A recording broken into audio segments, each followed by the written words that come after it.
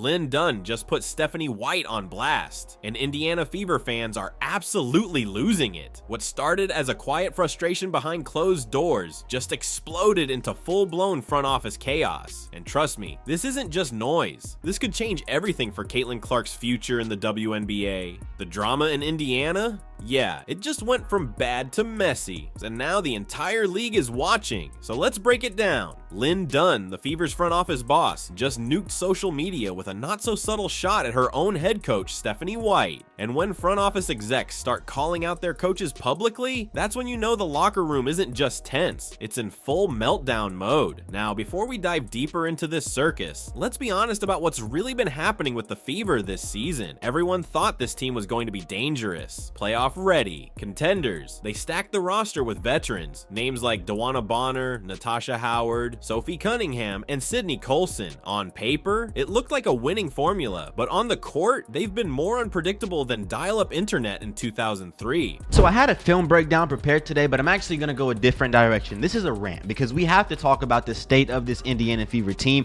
and I'm here to bring the reality to all you Fever fans. This team is not a championship team. They're not a championship team. They're nowhere near close to a championship team because every team that is a championship team can play defense. This Indiana Fever team has no defense, and that's like the farthest of their problems. Their offense looked really bad today, and Caitlin Clark obviously didn't shoot the basketball well, but I'm not going to blame this loss on Caitlin Clark, even though obviously they would have won if she would have shot the ball well. My whole thing is you were up when Caitlin Clark wasn't shooting the ball well. You had a double-digit lead in that first half while Caitlin Clark was clanking every single three. She was 2 for 9 from the field, and you were still confidently beating this Aces team. The reason you lost was not because Caitlin Clark didn't score the basketball. The reason you lost is because you stopped doing what was working, what worked for the Indiana Fever. But here's the thing, this isn't just about wins and losses anymore. The real problem, it's how Caitlin Clark is being used, or more accurately, misused. And at this point, it's downright insane. You've got the most electric offensive weapon in the entire league. A player who didn't just join the WNBA, she redefined it. And what does Stephanie White do with that kind of generational talent? She takes the ball out of her hands and runs some half-hearted motion offense that has all the excitement of a Sunday nap.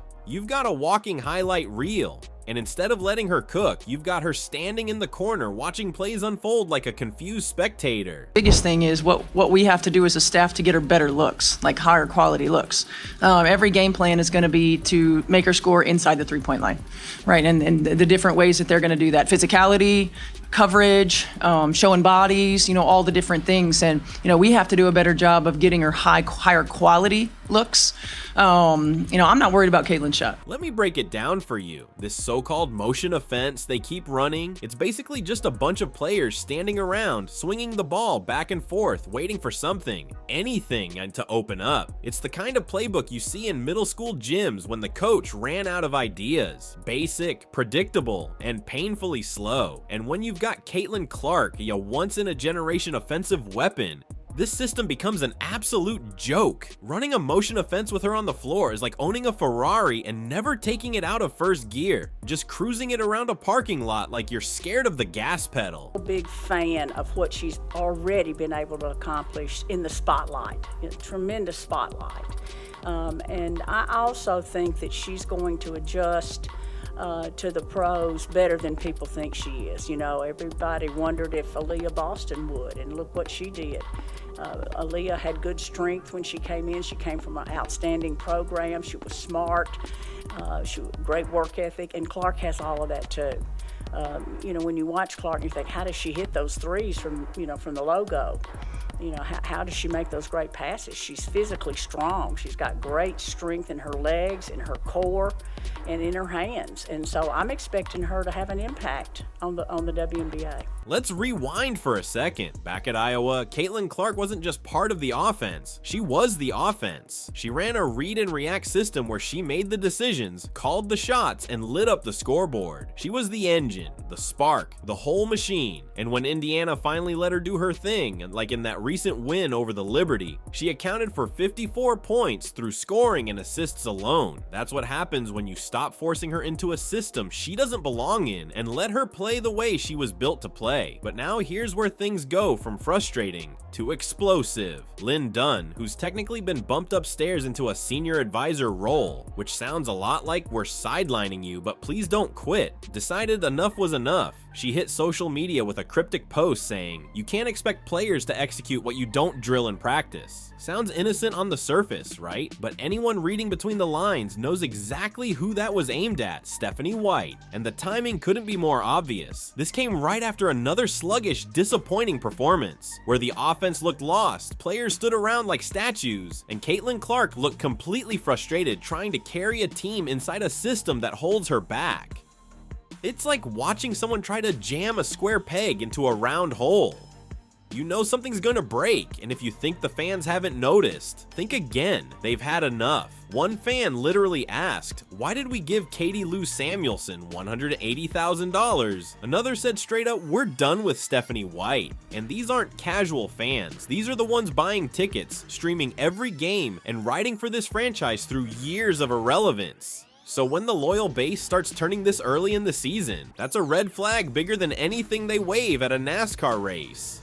The worst part, none of this is surprising. Plenty of people called it months ago, saying loud and clear that shoving Caitlin Clark into a rigid motion offense was going to backfire. You don't take the most creative, dynamic playmaker in the sport and try to turn her into just another interchangeable piece. But here we are, and while Stephanie White is busy getting fined for criticizing refs, maybe she should focus more on the broken offense she's calling, because the real problem, it's not officiating. It's wasting the prime years of a once-in-a-generation player just to prove you're the smartest person in the room. Let's look at the cold, hard facts. With Caitlin Clark on the floor, Indiana's offensive rating is 107.5. Take her off, it drops to 82.2. That's a 25-point difference. Translation, this entire team runs through Clark. When she's not empowered, the system collapses. Motion offense is supposed to create movement and open looks. Instead, it's created confusion, missed shots, and frustrated stars. And when you've got someone like Clark, who sees the floor like a chessboard and throws passes most players can't even dream of,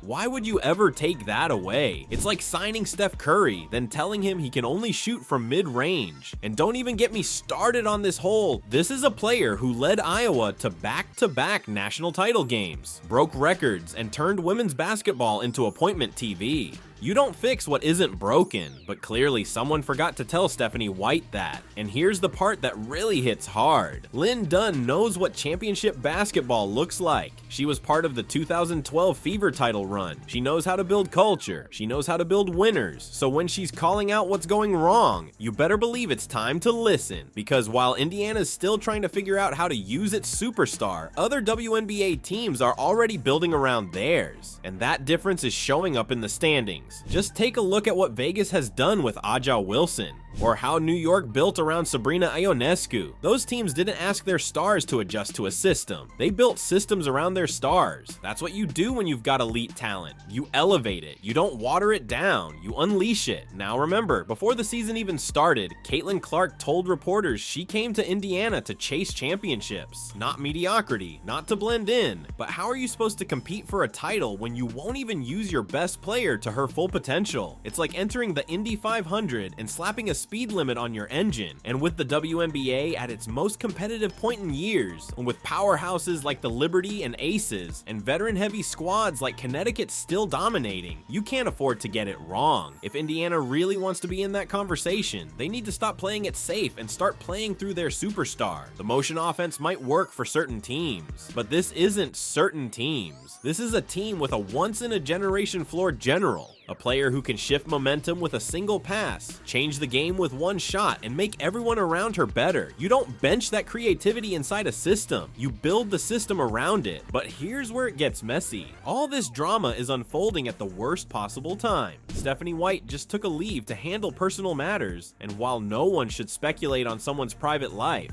when your head coach is dealing with serious off-court issues and the front office is publicly questioning your strategy, yeah, that's not a stable foundation for success. Fever fans have waited long enough. They've sat through years of rebuilding, years of disappointment, years of being irrelevant, and finally, they get Caitlin Clark, the spark that could change everything. But instead of letting her shine, the franchise keeps trying to clip her wings. And this goes way beyond X's and O's. This is about philosophy. Do you trust your generational player to lead? Or do you try to micromanage every possession from the sidelines? Do you mold your system around talent? talent, or do you force talent to fit into a system that wasn't built for them? These are the decisions that separate good teams from great ones. And right now, Indiana is answering those questions the wrong way. It's like watching a car crash in slow motion. You see it happening, you know how to stop it, but the people behind the wheel just keep hitting the gas. Linn Dunn's post may have been just a few words on a screen, but those words said a lot. They revealed cracks in the foundation, disagreements in vision, and a franchise that isn't on the same page when it comes to how they use the most important player they've ever drafted. And if that wasn't spicy enough, here's the part that really raises eyebrows. Stephanie White brought this same motion offense straight from Connecticut, the one everyone's now complaining about. Sure, it worked there, but Connecticut had a completely different roster. They didn't have Caitlin Clark. They didn't have a playmaker who could dissect defenses and elevate every possession, but instead of adapting to her new superstar, White just copy-pasted the old blueprint. It's like handing a top chef a slab of Wagyu beef and telling them to make plain spaghetti. You're wasting premium ingredients by treating them like leftovers, and that's the real problem. This motion system is built on sharing the ball, giving everyone touches, and creating opportunities for role players. It sounds fair, it sounds noble, but when your best player is Caitlin Clark, the game plan shouldn't be equality. It should be dominance. Basketball isn't a democracy, it's a meritocracy. When you've got a player who's clearly the most gifted on the floor, someone who can break down defenses, create her own shot, and make passes no one else sees coming, you don't overcomplicate things. You give her the rock and get out of her way. Just look at what Caitlin Clark did under Lisa Bluter at Iowa. That read and react offense didn't just work, it unlocked her full potential. She averaged nearly 30 points and over 8 assists per game because the system gave her freedom to read defenses and react in real time, not just follow a script. Fast forward to now, and instead of being the engine of the offense, Clark is being used like a role player in her own system.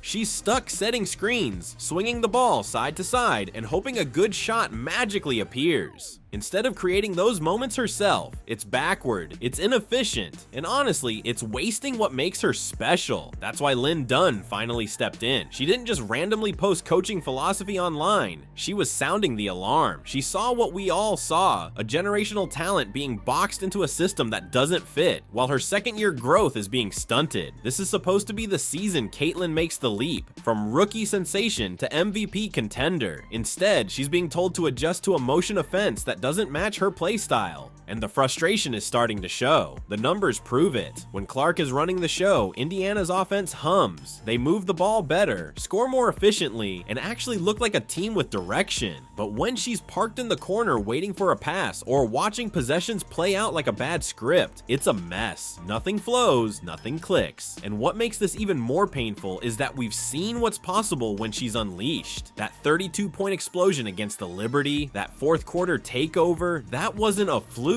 That was a preview. All Stephanie White had to do was give Clark control, and she flipped the game on its head. So ask yourself, why are we still pretending this motion system is the answer? And now with Wnba out for personal reasons, which absolutely deserves respect, and the cracks in this offense are becoming even more obvious. The system depends so heavily on every player filling specific roles that when just one piece is missing, it collapses. There's no flexibility, but if your game plan was built around Clark's individual brilliance, her ability to create, improvise, and carry, you wouldn't be scrambling every time a starter is unavailable. That's what makes elite players special. They're system-proof. They don't just survive changes, they thrive in chaos. Meanwhile, fans are fed up. Social media is on fire. You've got front office execs throwing shade online, die-hard supporters questioning coaching decisions, former players publicly debating offensive philosophies. That's not healthy discourse. That's dysfunction. And Linn Dunn's comment about needing to drill what you expect players to execute, that wasn't just about practices. That was a direct shot at a coaching staff that clearly isn't on the same page as the front office. Because when your franchise is split between two visions, one that wants to maximize Clark's impact and another that wants to stick with a rigid system, you're not just mismanaging a player, you're risking the future of your entire franchise. This mess goes far beyond X's and O's. Take the Katie Lou Samuelson contract fans keep bringing up. It's not just about the money, it's a reflection of of a deeper issue. The Fever are spending big on role players while mismanaging the one player who should be the centerpiece of everything. It's like splurging on backup dancers while asking Beyonce to perform with a karaoke mic. Make it make sense. And the moment Caitlin Clark went down earlier this season, the whole house of cards came crashing down. Indiana's offensive rating tanked to 82.2 during her 5-game absence. That's not just because Clark is great, but it's because the offense is built so fragile that if she's not there to hold it together, it completely falls apart. A good offensive system has backups, alternatives, contingency plans. This one, it's got none. It depends entirely on everyone being in the perfect spot, making the perfect reads at the perfect time. But guess what? Without Clark orchestrating it like a maestro, it turns into chaos. No one else has the vision, the decision making, or the instinct to run this thing efficiently. So here's the real question. Will Stephanie White swallow her pride and adjust the system to fit the strengths of a generational talent? Will the front office step in before this thing spirals even further out of control? Or are we going to keep watching this slow motion disaster unfold while one of the best players on the planet is boxed into a system that clearly doesn't work? Because I'll tell you this, other teams are watching, other coaches are taking notes. If Indiana fumbles this, there are plenty of franchises that would bend over backwards to build around Caitlin Clark. Her rookie contract isn't ending anytime soon, but dysfunction doesn't wait for contract expirations. When you misuse elite talent, when you fail to build a system that brings out their best, you create cracks in the foundation.